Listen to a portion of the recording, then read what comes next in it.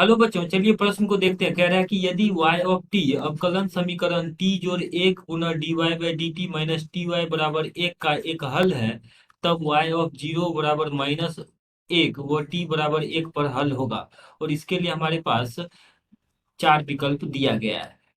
तो चलिए इस प्रश्न के लिए अगर हम मुख्य अवधारणा लिखें तो दिए गए प्रश्न के लिए मुख्य अवधारणा की बात करें हम, तो मुख्य अवधारणा ये है कि किसी भी रैखिक अवकलन समीकरण का जो रूप होता है, मानक रूप, वो होता है d y by d x जोड़ पी वाई बराबर क्यू, जहाँ पी और क्यू एक्स या कोई अ, अचर फलन हो सकता है के लिए इसका जो हल होता है y गुना इंटीग्रेटिंग फैक्टर यानी आई एफ, इसको हम बोलते हैं समाकलन नियतांक।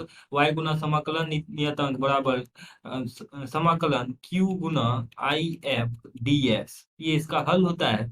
जहां पर आई एफ का जो मान होता है ये होता है e की घात समाकलन पी डी एक्स। इसका इस हम फॉर्मूला का उपयोग करेंगे, इस सूत्र का उपयोग करेंगे दिए गए अवकलन समीकरण को हल करने में। अब इसको अगर हम इसके प्रकार में लिखें तो इसको लिख सकते हैं डी वाई बट्टा डी टी। अब टी जोड़ एक से भाग दे देते हैं तो माइनस का ये आ जाएगा टी बट्टा एक जोड़ टी गुना वाई बराबर एक बट्टा टी जोड़ एक्स। इसको अगर इसे तुलना करें तो पी का मान यहाँ पे आ जाएगा हमारे पास माइनस एक बट्टा माइनस टी बट्टा एक जोड़ टी, इतना आ जाएगा। और क्यू की अगर हम बात करें तो क्यू का मान आ जाएगा एक बट्टा टी जोड़ एक। अब देखिए इसका अगर हम समाकलन नियतांक निकालते हैं आई एफ, तो ये आ जाएगा ई की घात पी डी एक्स। तो पी तो यहाँ पे माइनस टी बट्टा एक जोड़ टी, एक्स के जगह पे टी है तो डी टी, ऐसा आ जाएगा। अब इसका मान निकाल लेते हैं तो ये आ जाएगा आई एफ बराबर ई की घात, माइनस इसमें बाहर कर देते हैं और एक जोड़ देते हैं, साथ ही साथ एक घटा देते हैं, तो टी जोड़ एक जोड़ने से और माइनस का एक घटाएंगे तो एक बट्टा टी जोड़ एक डी टी, ऐसा बन जाएगा डी टी। अब देखिए इसका अगर हम हल देखें तो आई एफ बराबर हो जाएगा ई की घात। अब देखिए ये तो कट के एक बन जाएगा और टी के सापेक्ष इसका समाकलन टी ही रह जाएगा, तो ये बचेगा माइनस का टी। और ये आ जाएगा हमारे पास माइनस माइनस प्लस, और इसका एक जोड़ टी जोड़ एक, यानी इसका समाकलन हो जाएगा लॉग टी जोड़ एक, जहाँ लॉग का आधार एक है, ऐसा।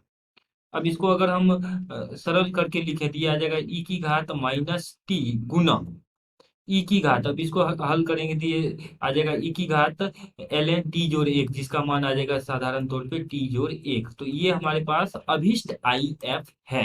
जब ये आई एफ है तो इसका हल हम लिख लेते हैं। हल होता है वाई गुना इंटीग्रेटिंग फैक्टर यानी आई एफ।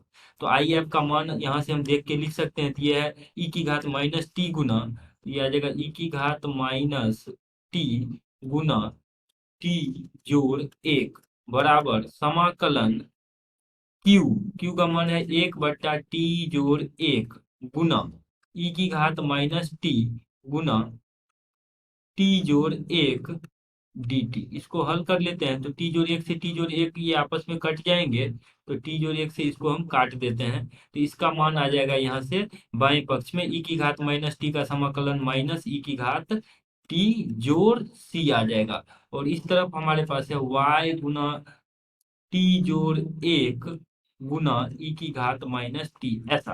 अब देखिए यहाँ पर एक और कंडीशन दिया हुआ है कि y ऑफ जीरो माइनस एक है, जिसका मतलब ये है कि t बराबर जीरो पे y माइनस एक है। तो इस समीकरण में यहाँ पे हम t बराबर यहाँ पे लिखा हुआ है माइनस एक, अर्थात t बराबर जीरो पे y का मान माइनस एक रख देते हैं। तो t के जगह पे जीरो और y के जगह पे माइनस एक रख देते हैं, तो ये आ जाएगा माइनस एक गुना टी के जगह पे ये जीरो रखेंगे तो एक, जीरो जोड़ एक तो एक गुना ई की घात जीरो, ऐसा बराबर माइनस ई की घात जीरो जोड़ सी।